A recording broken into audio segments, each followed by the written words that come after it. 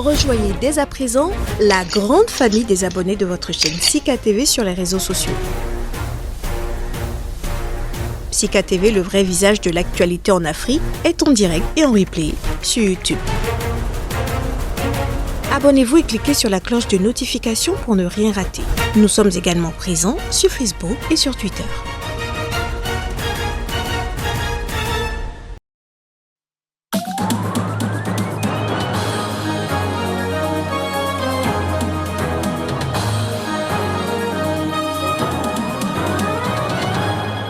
Au sommaire de cette édition, le président sud-africain Cyril Ramaphosa a réagi à la liberté conditionnelle pour raison médicale accordée durant le week-end à l'ancien président Jacob Zuma.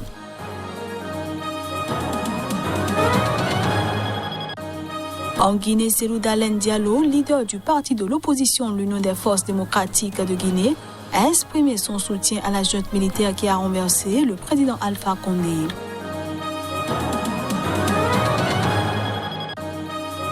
Et puis des manifestations de soutien au président Jair Bolsonaro sont prévues ce mardi à l'occasion d'une fête nationale à haut risque dans des centaines de villes du Brésil.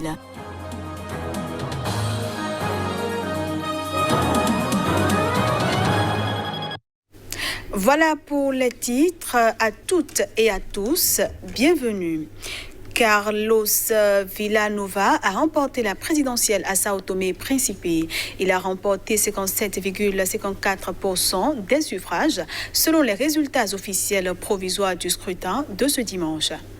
Sao Tomé et Principe, petit archipel africain lusophone du golfe de Guinée, a élu un nouveau président Carlos Villanova de l'opposition de centre-droit comme son prédécesseur, qui devra poursuivre la cohabitation avec le gouvernement social-démocrate. Selon les résultats provisoires officiels de la Commission électorale nationale publiés par l'agence de presse de l'État, Carlos Villanova, du parti Action démocratique indépendante, a remporté 57,54% des suffrages. Son rival, Guilherme Posse da Costa, du mouvement pour la libération de Sao Tomé et Principe, pilier de l'actuelle coalition gouvernementale STP-Presse, a pour sa part obtenu 42,46% des suffrages. Le tribunal constitutionnel doit valider cette décision d'ici une semaine après avoir statué sur d'éventuels recours. Ce second tour, initialement prévu le 8 août, a été repoussé à 2 reprises après un recours contentieux d'un candidat finalement débouté. Ils étaient 19 prétendants le 19 juillet dernier à se présenter au suffrage universel. Le président sud-africain Cyril Ramaphosa a réagi à la liberté conditionnelle pour raison médicale accordée durant le week-end à l'ancien président sud-africain Jacob Zuma lors d'une allocution au Conseil exécutif national de son parti, l'ANC. L'opposition, quant à elle, s'insurge contre la décision. La liberté conditionnelle pour raison médicale accordée durant le week-end à l'ancien président sud-africain Jacob Zuma, à quelques jours de la reprise de son procès pour corruption, a provoqué lundi la colère de l'opposition et groupes de pression qui dénoncent une décision politique. Zuma, 79 ans, incarcéré depuis le 8 juillet pour outrage à la justice, est hospitalisé depuis un mois pour des raisons qui n'ont pas été dévoilées hors de la prison où il avait commencé à purger une peine de 15 mois ferme. L'annonce de sa liberté, qui a coïncidé avec une réunion au sommet du Congrès national africain ANC, parti au pouvoir au sein duquel Jacob Zuma compte encore de nombreux soutiens, est extrêmement suspecte, a déclaré John Steenhuisen, un dirigeant du premier parti d'opposition, l'Alliance démocratique DA. Le président sud-africain Cyril Ramaphosa, lui, a salué la décision et souhaité bon rétablissement à son prédécesseur. We've also received and taken note. Nous avons également reçu et pris note de la décision du directeur de l'administration pénitentiaire d'accorder la libération conditionnelle pour raison médicale au camarade Jacob Zuma. Nous nous en félicitons. Nous avons entendu dire qu'il n'est pas bien et nous lui souhaitons un prompt rétablissement alors qu'il retourne chez lui pour être avec ses proches. As he is restored back to his home to be with his loved ones. Partis et groupes d'opposition réclament que les autorités dévoilent publiquement les étapes du processus ayant abouti à cette libération conditionnelle. Pour le groupe d'opposition Action SA, c'est plutôt le fait d'un système pénal qui traite les plus puissants avec des gants et leur permet d'échapper à la justice.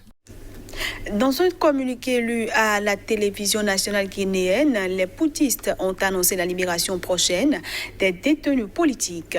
Ils comptent également, dans les jours qui viennent, démonter les postes avancés qui sont à Conakry. Suivant un membre de la junte pour plus de précision.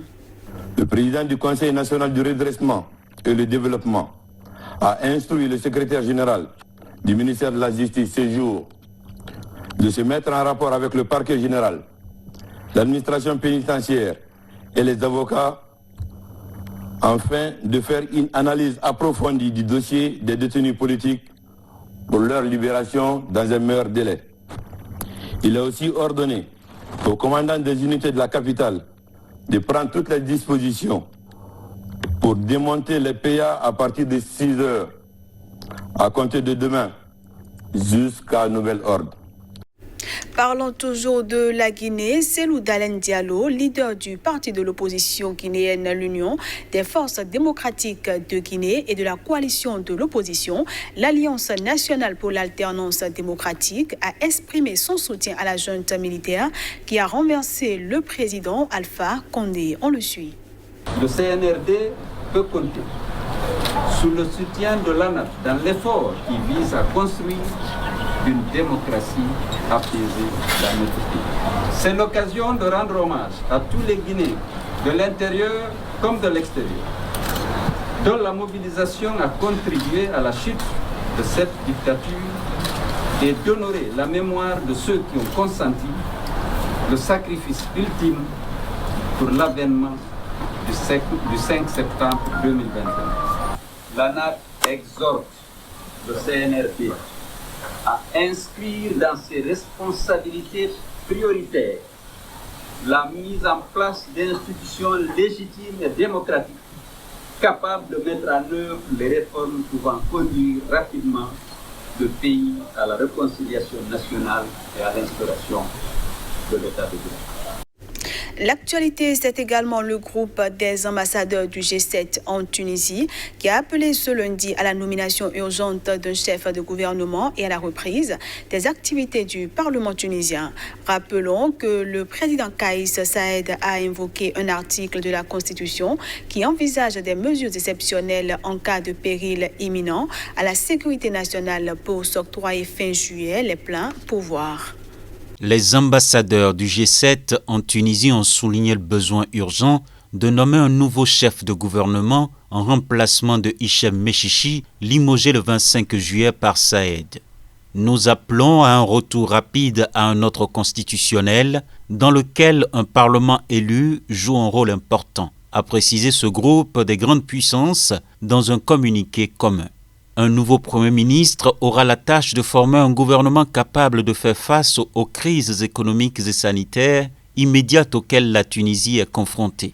Ainsi, un espace sera créé pour un dialogue inclusif sur les réformes constitutionnelles et électorales proposées, ont-ils ajouté, appelant également à un engagement à l'égard et au respect de tous les droits civiques, politiques, sociaux et économiques des Tunisiens et de l'état de droit.